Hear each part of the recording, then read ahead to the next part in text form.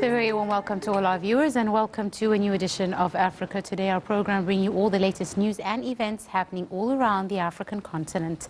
My name is Angie Mayer and I'll be joining you. And as usual, we start straight away with a look at some of the news making the headlines, and we move to the latest impact of climate change, where private investment in Africa is now the Ministry of Irrigation and Water Resources said on Monday that 1/3 of the country's Nile Delta may drown due to climate change. The statement came during a session at the Cairo Water Week. We have more details in this story.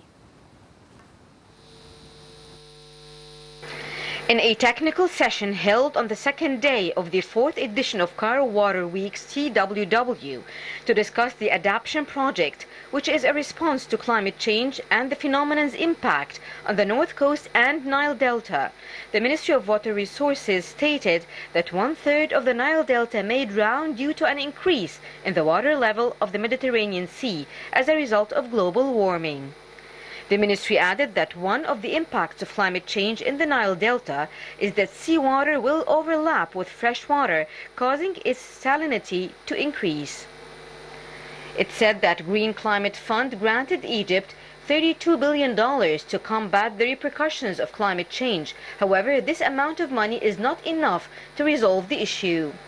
It assured that the sum of money is substantial nonetheless. The Green Climate Fund was established in 2010 with the framework of the 1992 United Nations Framework Convention on Climate Change Treaty to combat the consequences of climate change. The fund supports projects, programs, policies, and other activities in developing countries to face global warming. Discussing the project, Abdelati said that the project depended on studying the development of the North Coast, as well as ways to protect valleys in the area prone to drowning. The 4th edition of the CWW kicked off on Sunday under the title Water, Population and Global Changes, Challenges and Opportunities. The CWW involves a 5-day gathering organized by the Egyptian Ministry of Irrigation and Water Resources in cooperation with partners from regional and international organizations, as well as national institutions, authorities and ministries. And continuing with more news, despite widespread decline felt by most economies across the globe, private equity fundraising in Africa has already managed to reach $1.3 billion for the first half of 2021, when including final and interim closes. We have more details in this story. Mirroring the gradual stabilization of Africa's macroeconomic environment is the African private equity PE industry, which continues to prove itself and is once again on a growth trajectory. This is according to the 2021 H1 African Private Equity Data Tracker released by the African Private Equity and Venture Capital Association, AVCA. The report revealed that North Africa and West Africa jointly attracted the largest share of PE deals by volume at 23% each. Multi-regional deals attracted 50% of deal value for the first half of the year. The data tracker provides a provisional look at half-year PE activity in Africa, which AVCA CEO believes is particularly salient in these times of economic uncertainty and focused recovery. He says private capital remains fundamental towards sustained economy recovery in Africa. He also says although the first half results still show the lingering effects of the pandemic, adding that to see such levels of deal activity, which is testament to investors' resolve and commitment to supporting growth and scaling of businesses in Africa, is satisfying. Even though growth forecasts remained muted at the beginning of 2021, this was due to several African countries understandably grappling with persistent outbreaks of COVID-19, along with the cascading healthcare crisis and resulting socio-economic restrictions. The first half of 2021 saw 120 reported deals to the value of $2.1 billion concluded on the continent. Financials, consumer, discretionary, industrials, and information technology rose to the top, attracting the greatest investment and accounting for more than half, 72%, of the total deal volume in the first half of 2021. And we're now delighted to be joined over the telephone by His Excellency Ambassador Gamal Bayoumi, former Assistant Foreign Minister. A very good afternoon to you, Mr. Ambassador. Good afternoon, how are you? Fine, thank you, sir. Thank you so much for joining us, Mr. Ambassador. Now, despite the widespread decline that has been felt by most economies across the globe, lots of researchers say that private equity fundraising in Africa has already managed to reach $1.3 billion for the first half of this year. How do you explain this, sir? This is a result of many efforts in order to market for Africa. Africa is a poor continent where the flow of money, you wonder, from Africa to the developed countries is much more than the money coming to Africa, because Africa is paying its debts, it's paying its invoice for imports, more than it receives as investment or for its exports. Since some time, Egypt was ahead of the countries marketing for Africa in order to invest in Africa with African possibilities, with European or Chinese or Russian or American investment, and with the Egyptian experience. We are trying to do that, and of course there is some good results up till now, but let me be frank with you. Yes. This is peanuts to what we are expecting. Thank God that we are on the right track, that the investment is growing, but for 51 countries, it is not enough. It wouldn't cover what we need. But it is a good sign encouraging us that the process is going ahead with a sort of successful results. Indeed. Mr. Ambassador, how important is private capital? How does it remain fundamental towards the sustained economic development and recovery in the African continent? It is very important in any country in the world, because when you want to invest, you want to cover the aims for the future. You want to cover the birth rate, and of course you want that your growth rate exceeds the birth rate and exceeds your aims for better conditions of life. So if you want to do that, you have to save some of your GDP and then invest it. Because we are talking about relatively poor economies.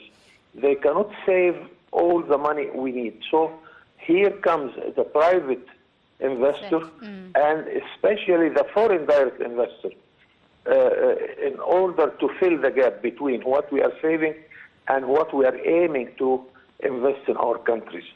So private sector is the answer for all these problems, and we hope that we can attract foreign direct investment to Africa and all the countries in the developing area. Absolutely. Mr. Ambassador, how do you see the coronavirus pandemic impacting African investments?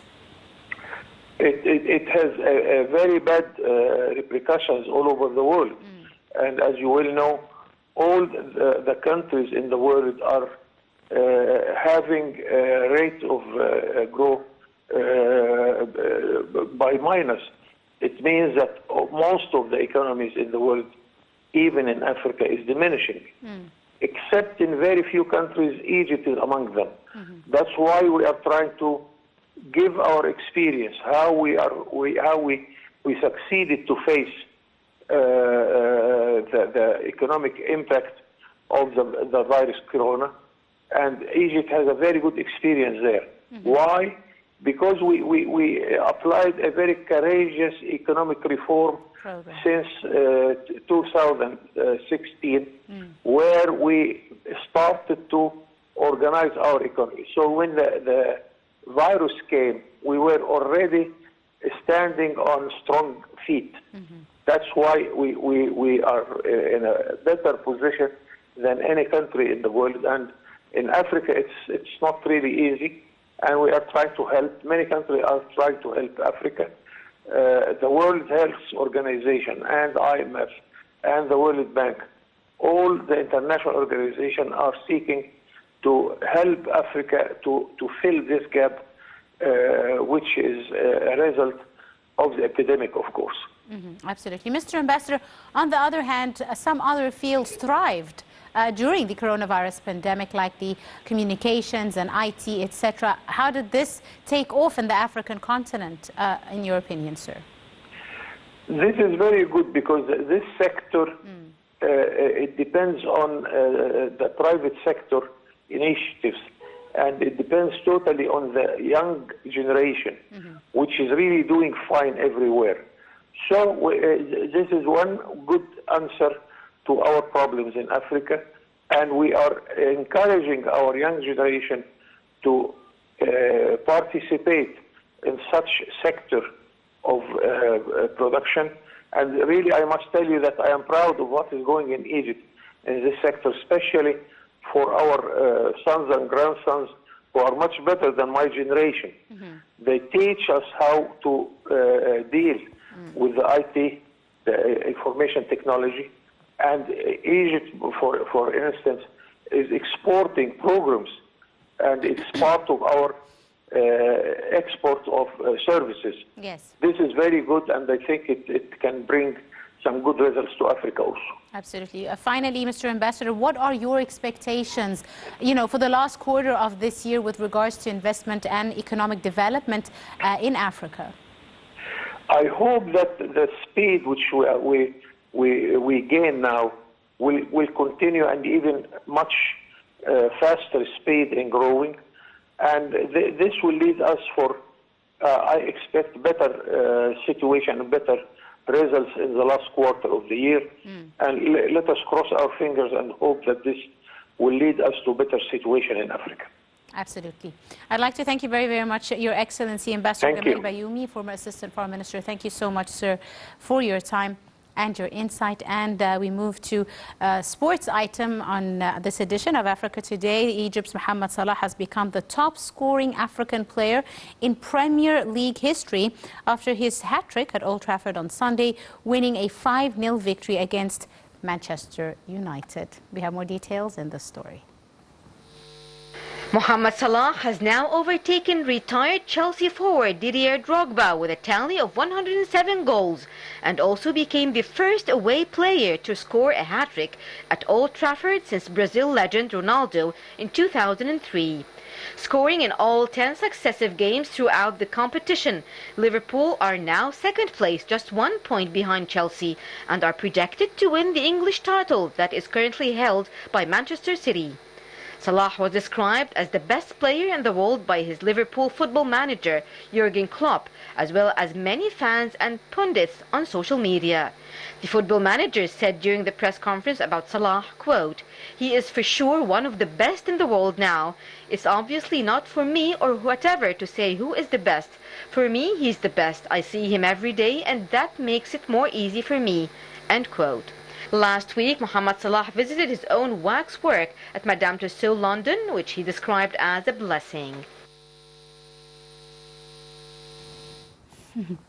Indeed, and with that final item, we wrap up today's edition of Africa Today. We do hope you have enjoyed it, and join us again tomorrow for another edition. Till then, you're in the company of myself, Angie Meher. Many thanks for watching.